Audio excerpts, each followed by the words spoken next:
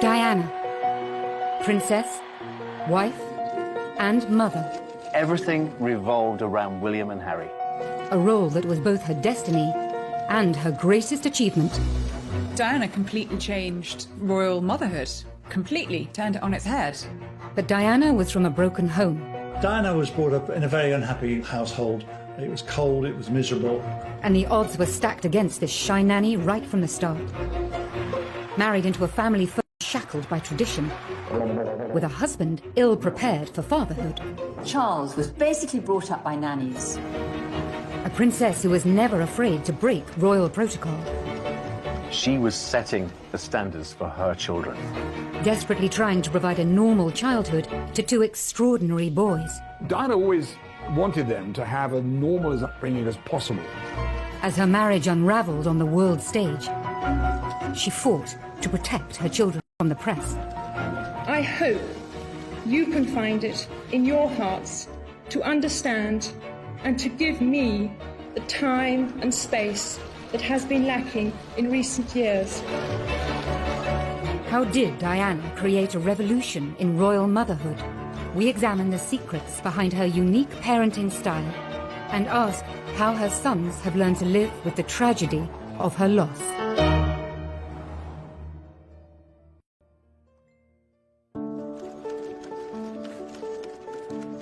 She adored her boys. She'd come in the door and she'd say, "Where are my boys? What are my boys doing?" Princes William and Harry were the centre of their mother's world. Her approach to motherhood was completely different to anything we'd ever seen before. She put motherhood first and foremost. Motherhood for Diana was her principal purpose on earth. I mean, she considered raising William and Harry as her #1 task.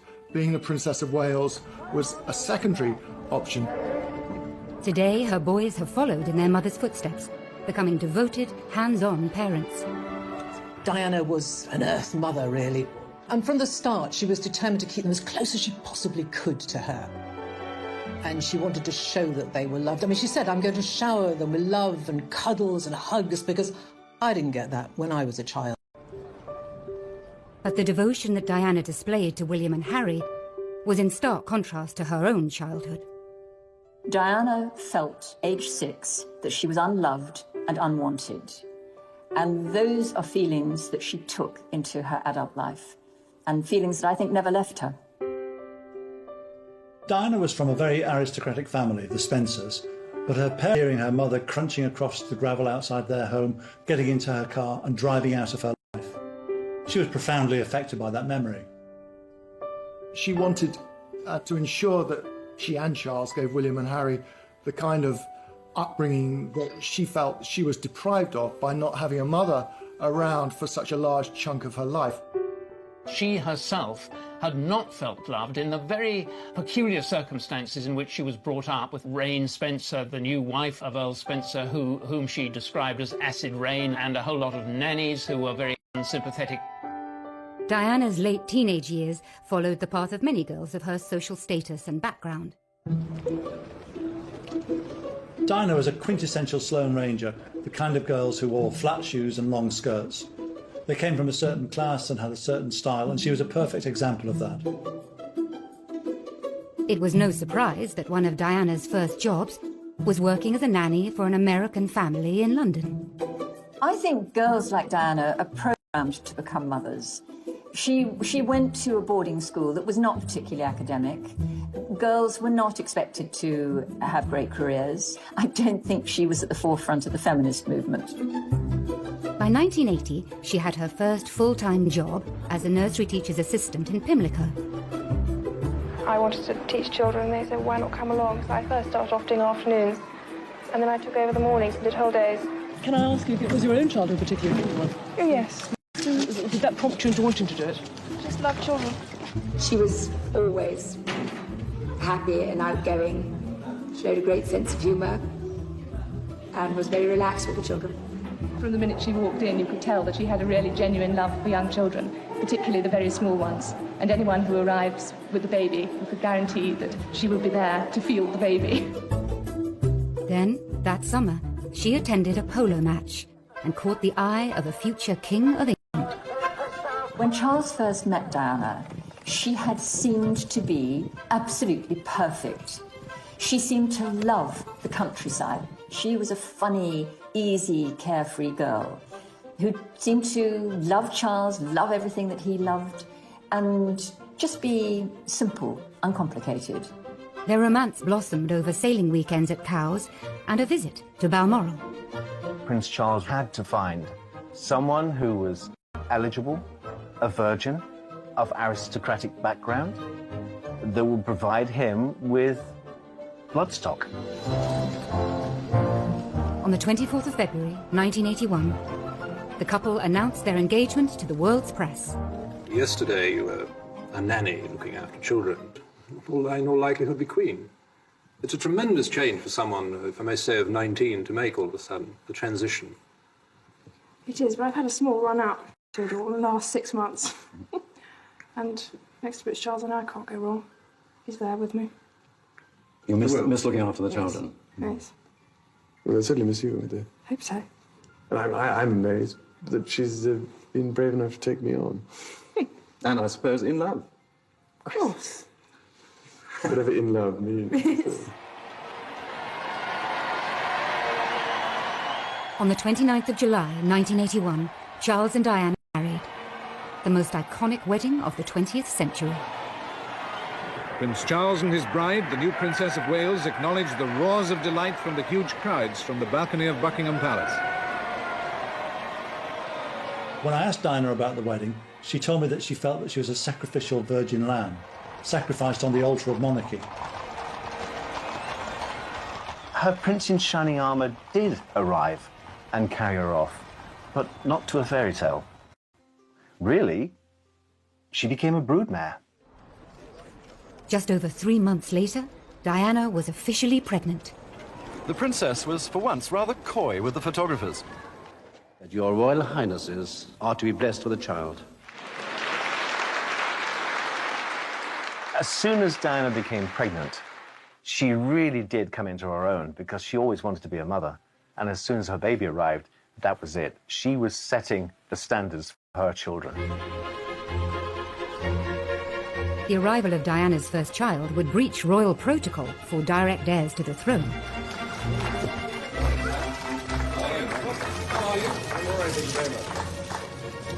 Diana was the first to give birth in a hospital. I mean, that was unusual at the time.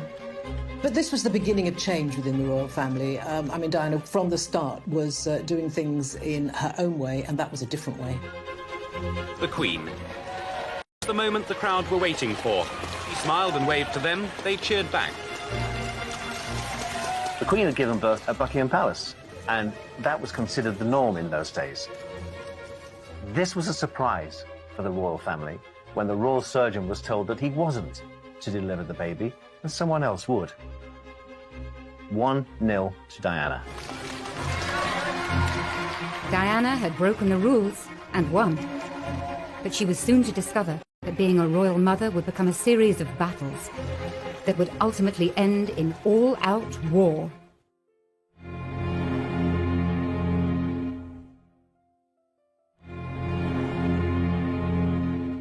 On the night of the 21st of June, 1982, Buckingham Palace announced that Princess Diana had given birth to a boy. News teams sent to Prince Charles's country estate were ordered to capture ecstatic local celebrations. In Gloucestershire, children celebrated in their way. Dear Princess Diana and Prince Charles, congratulations on the birth of your new baby. Her #1 job was to produce an heir to the throne, and if possible, a boy. And that's precisely what she did. They were both very, very happy when their son was born. You know, that was a real boost. Charles could not have been happier. Charles and Diana's new baby was now second in line to the throne. They have been singing Well Done, Charlie, let's have another one. On the programme of events. Bloody hell, give us a chance. Have you thought of a name yet, sir? Have you thought of a name yet? Yeah, we thought of one or two. Is the Princess well? A bit of an argument about it.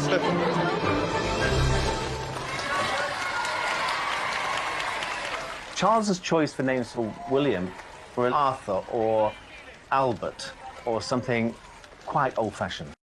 without Diana, I don't think we would have William.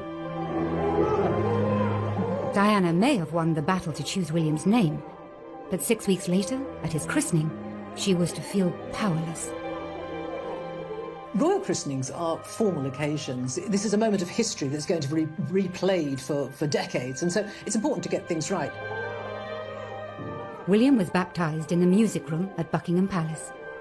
But Diana wasn't consulted about what time would work best for her baby, and the morning didn't go well. It was feeding time for William, and it wasn't a great time for having their photographs taken, where she had to control a young baby who was getting restless. He was grisly, he was crying, and she was, I think, mortified by this. It was difficult for Diana. It looks excruciatingly embarrassing. She's really flushed. And Diana and Charles are just trying to make William stop crying. So it didn't look a very relaxed occasion, I must say. She famously put her finger in his mouth to stop him crying. I mean, it was a brilliant piece of enterprise by Diana. But yes, later she claimed that she felt sort of an extra from that whole scene, that it was much more about the royal family and presenting an image to the world than the welfare of William.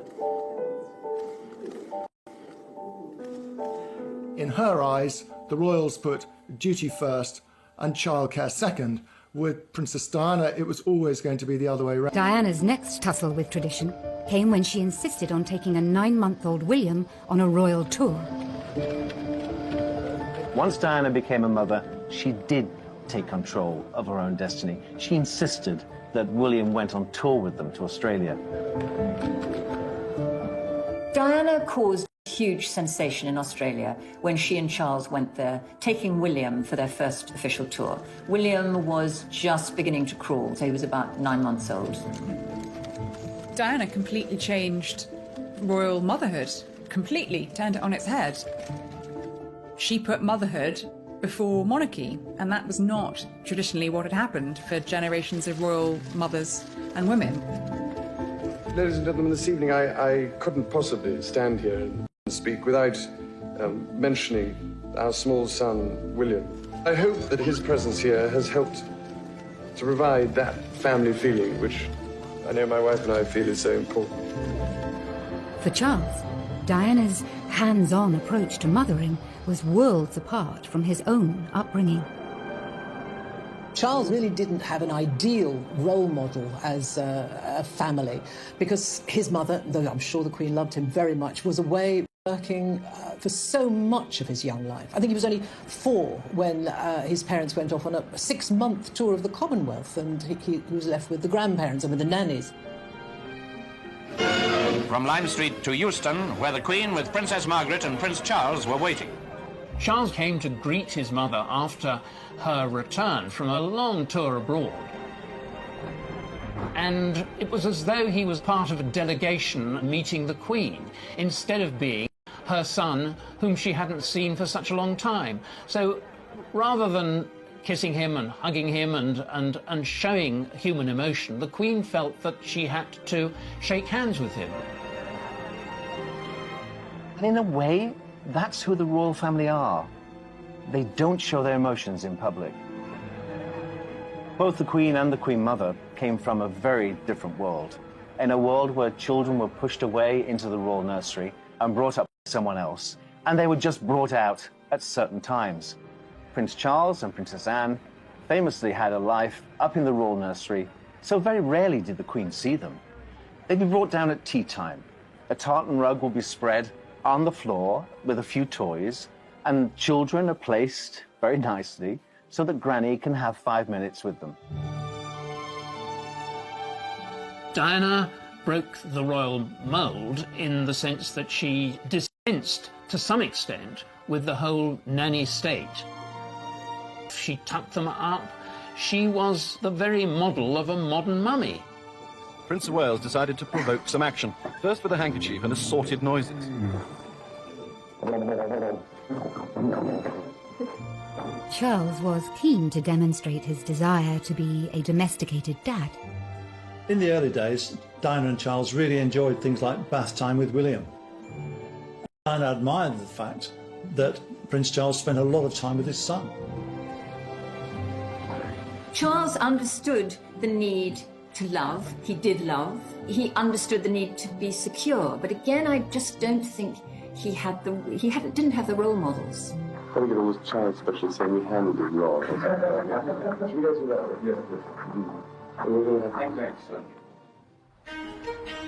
Less than 2 years later, the couple were delighted to announce there would be another addition to their happy young royal family. The Prince and Princess of Wales were at their London home, Kensington Palace, when the announcement was made. Within an hour, a crowd of well-wishers had gathered. I'm absolutely thrilled. I think it's wonderful. She ought to have 6 or 8. You think so? Yes. Well, she said she wanted a large family. She's a good mother, and they can afford it. And lovely, what could be nicer? She's done everything right, 100% perfect. We're very thrilled about it. Prince of Wales needed to find a bride who could provide him with children, and it was Diana, and that's precisely what she did. The House of Windsor was secure. Like any father, Prince Charles was keen to introduce his two sons to each other at the first opportunity. And so it was that Prince William was led by the hand back to the room where he was born 2 years ago. William, of course, was excited about seeing his mother again, unaware and uncaring that he was also to visit the new third in line to the throne.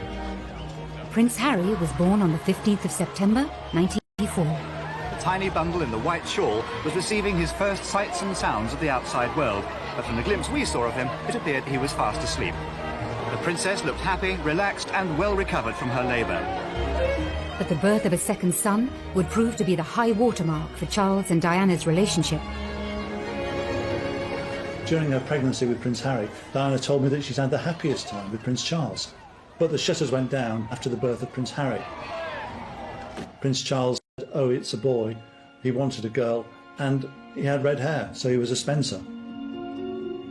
She said that something in her snapped after Harry's birth.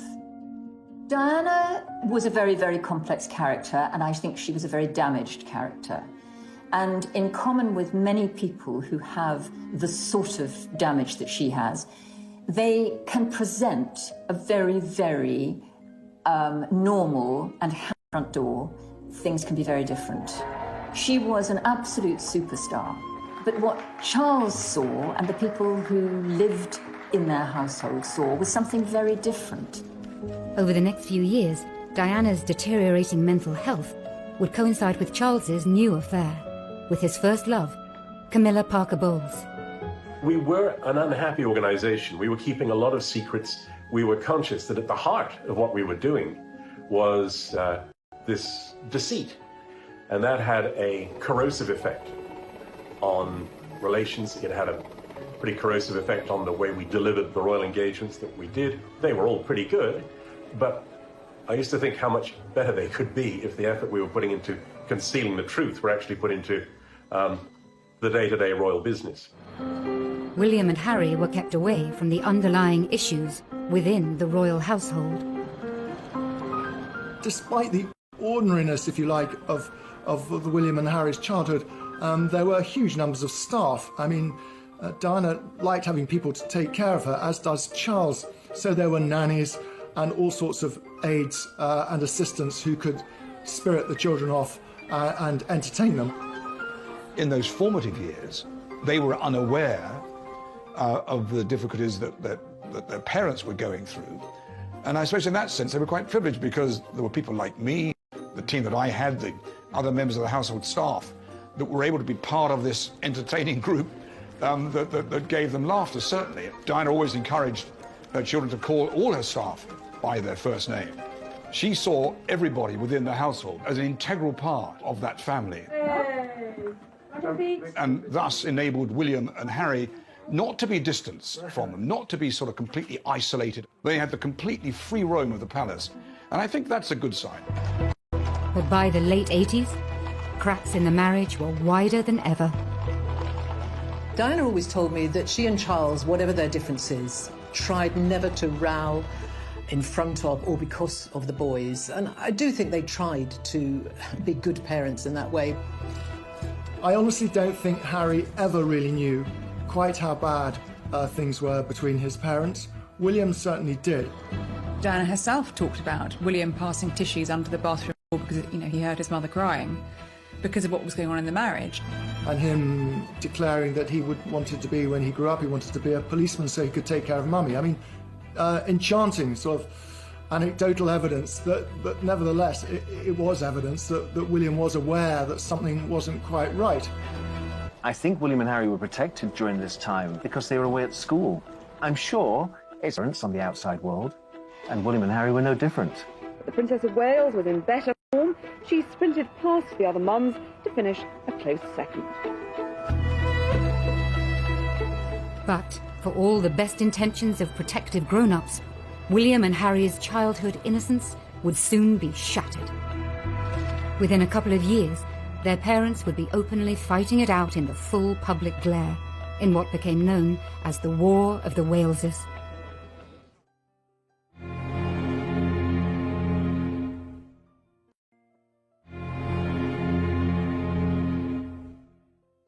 Ladies and gentlemen, His Excellency the President and First Lady.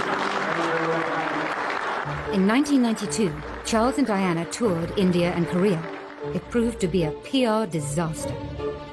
Diana appeared to be reveling in revealing the cracks in her marriage, with missed kisses, isolated photo calls, and moments of misery. In the UK, a series of newspaper stories had created a tabloid feeding frenzy. The scene is now set for a major circulation war between the tabloid newspapers. At the very centre, once again, the private lives of the Prince and Princess of Wales. Now the boys were older, more aware. The breakdown of their parents' marriage could no longer be hidden from them. It was very difficult for William and Harry to have to listen to their parents' marriage disintegrating in public. It must have been a nightmare for them. The Queen was forced to step in, and by the end of the year, the boys' parents decided to formally split. The separation was announced by the then Prime Minister John Major. It was a very defining moment for the entire world to see. It is announced from Buckingham Palace that, with regret, the Prince and Princess of Wales have decided to separate. Their Royal Highnesses have no plans to divorce, and their constitutional positions are unaffected. This decision has been reached amicably, and they will both continue to participate fully in the upbringing of their children. I think the boys were very unhappy and sad when they separated, but they knew it was coming. I mean, Diana told them, and Charles spoke to them too, about what was going to happen. So during the week, the boys would still be in their same bedrooms at Kensington Palace, and every weekend they would then go to Highgrove for the weekend anyway, and that sort of routine carried on. And at one stage, one of the boys said to Diana, actually they were now getting double everything because they got 2 holidays, 2 skiing holidays, 2 summer holidays. And of course they were sad, but William certainly realised that his parents just no longer could live under the same roof. I think Harry said he didn't see enough of either of his parents because they were constantly shuttling between the two, aren't exposed to. It definitely affected them very deeply. Aware of the public and private pain that her boys were exposed to, Diana then made a shock announcement, inspired in part by her desire to give more time to her children, away from the spotlight.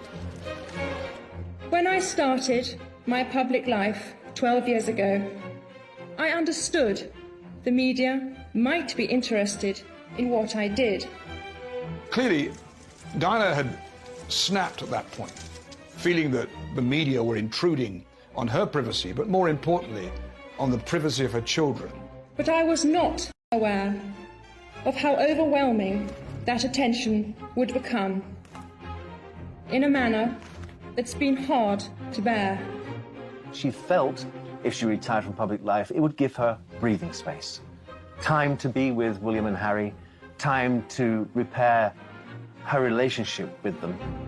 I hope you can find it in your hearts to understand and to give me the time and space that has been lacking in recent years.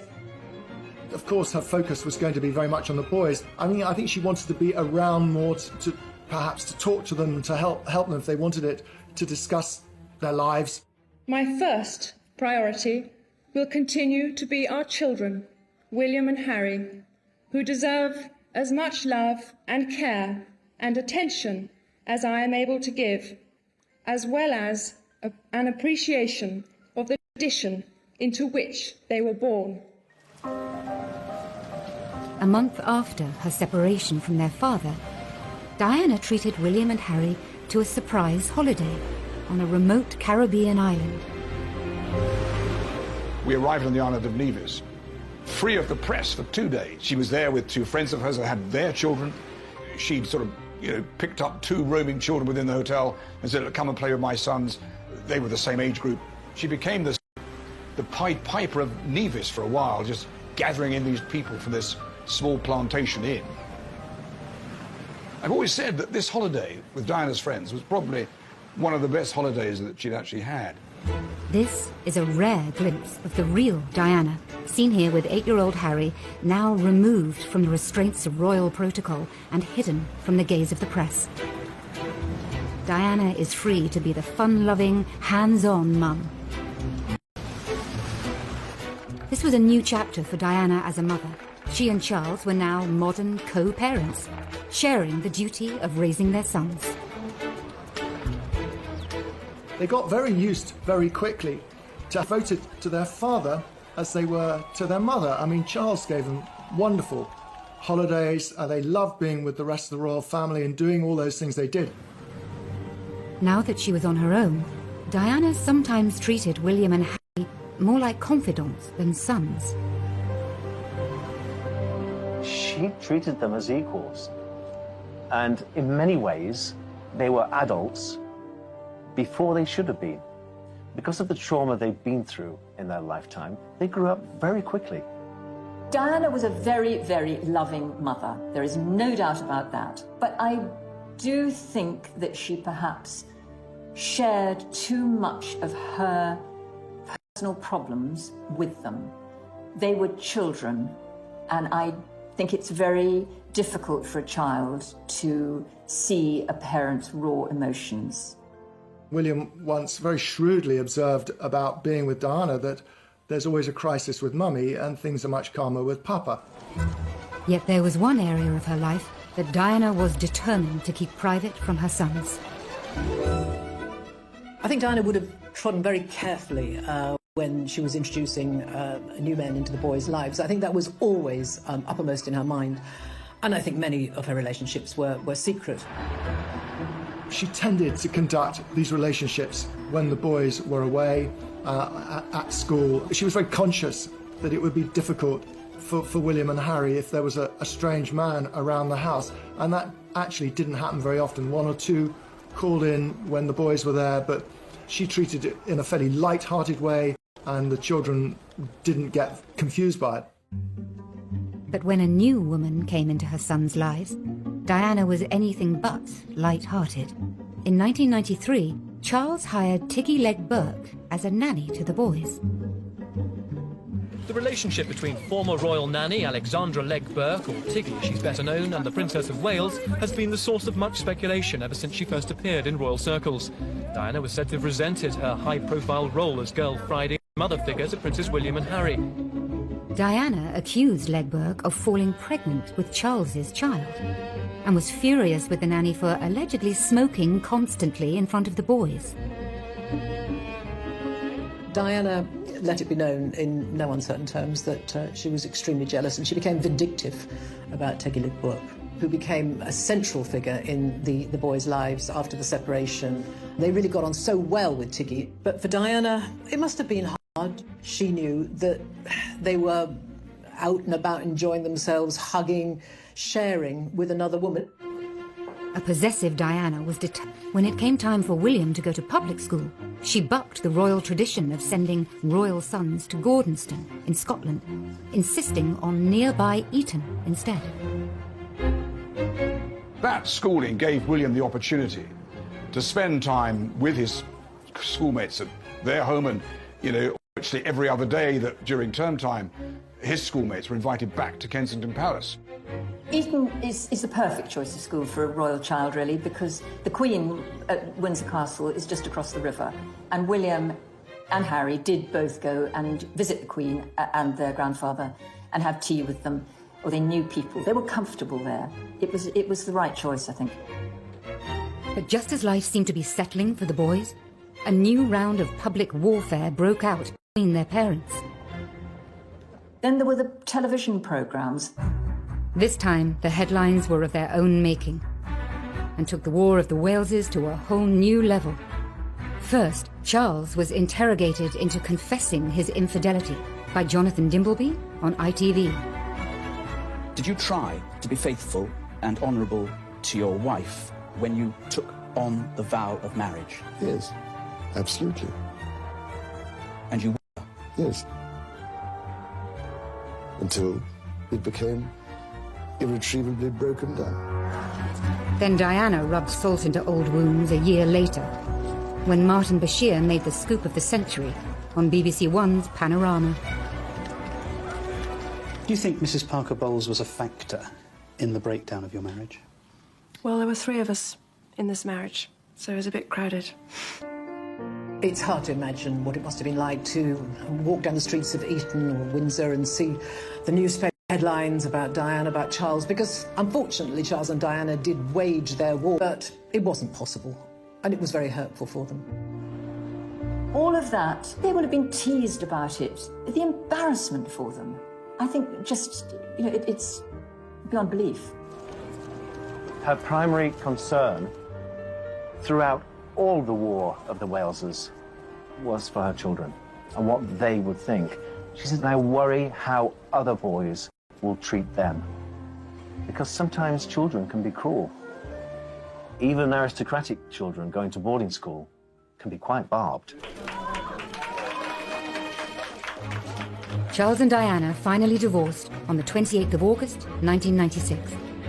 Life for all the Waleses had at last reached a new normal, and Diana was free to become the woman and the mother that she could never be before. I think she began to put her life together again. She became much more confident. Her self-esteem went up. She then felt, OK, I'm my own woman, I'm going to get on with it, I'm going to do things my way, and if I'm not representing the royal family, I'm going to represent the very best of me, and I know what I'm good at. I'm good at giving tender, loving care. But just 1 year later, almost to the day of the divorce papers coming through, William and Harry's lives would once more be through. On the 30th of August, 1997, a 15-year-old William and a 12-year-old Harry were enjoying the annual summer break with their father at Balmoral.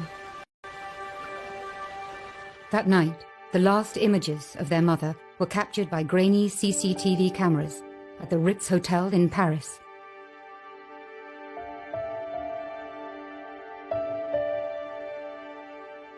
Imagine what it's like being a fairly young boy and your mother dies very, very suddenly, very, very dramatically. You are in one part of the world, up in Scotland. I think both of them felt it was really strange that literally millions and millions and millions of people around the world were commentating and expressing their view on what they should be feeling and how they should be reacting to that. I don't think this public spectacle of 2 hugely damaged, hurting young boys walking behind their mother's coffin, I don't think it helped anyone. I cannot think that she wanted her boys to go through. From boys, one inspired by duty, who knew it was his duty to walk behind his mother's coffin, and the other, not. Harry never wanted to walk behind his mother's coffin. Not until the very last minute did he feel that pang of guilt that he should, and support his brother. And that's why he was there, to walk with his brother. I've heard them both at different points talk about how strange they found it, that they were surrounded by all these people, and these people were sort of behaving as though she was part of them, but actually she wasn't. William and Harry were being expected to behave in a certain way, and indeed behaving in that way. The boys had lost their mother, but their mother's love for them and their ability to show love lives on. First day I met him, he just came running up and chucked a ball at me. He was third youngest or something, and no father, no mother. Really sweet. Diana's legacy is in every single bit of everything that William and Harry do. I don't think you can underestimate that. Every time I've spoken to Harry, he thinks about what his mother would have thought of what he was doing. And he's spoken about wanting to, you know, make her proud and hoping that she would feel proud with a lot of the work he's done. I think it's fairly obvious to everybody across the world the key issues are. They're certainly not political issues, they're humanitarian issues, and they're ones that need to be talked about, because if we talk about it, then we'll hopefully be able to fix it before it becomes a complete disaster. And the same with William. I mean, people talk about, gosh, aren't they just their mother's boys? You know, but they are, consciously. The more we talk about mental health, the more normal the topic becomes, and the more we feel able to open up and seek support.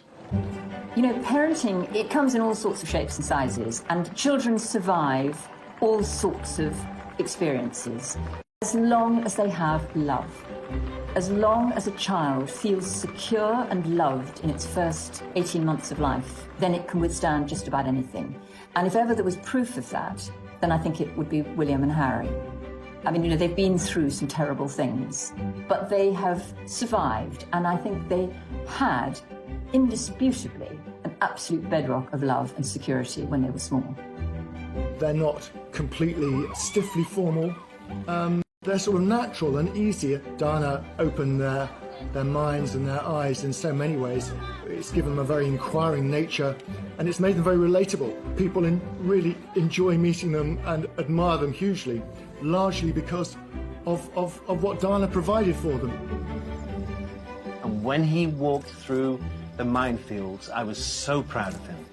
That little boy paying homage to the path which she trod, will he carry on his mother's work in a more subtle way?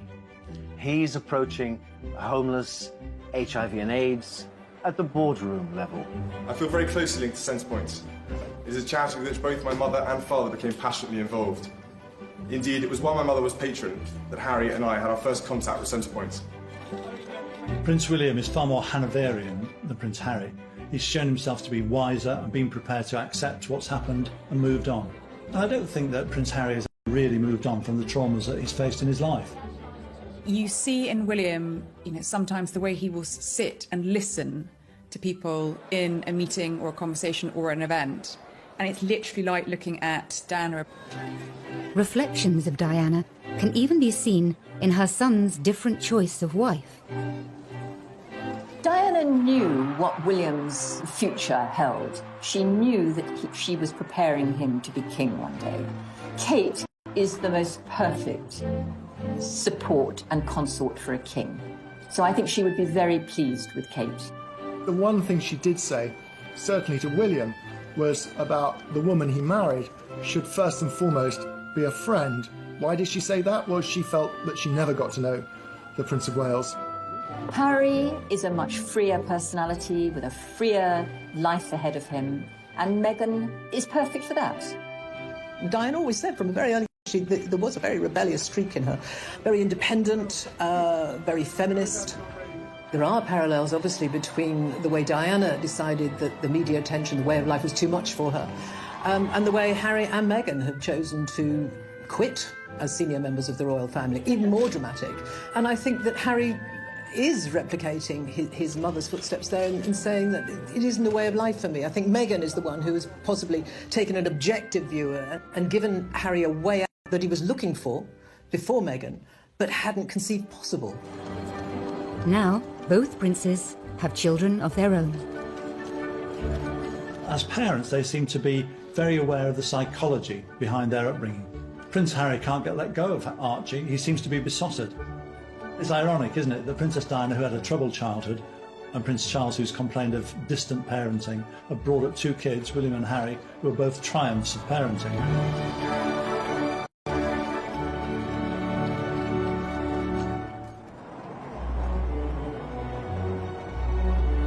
As a mother, Diana was loving, fun, and completely devoted, changing the royal family in ways that we are only now beginning to understand. Royal motherhood. She put motherhood before monarchy. All future royal mothers have Diana to thank for that.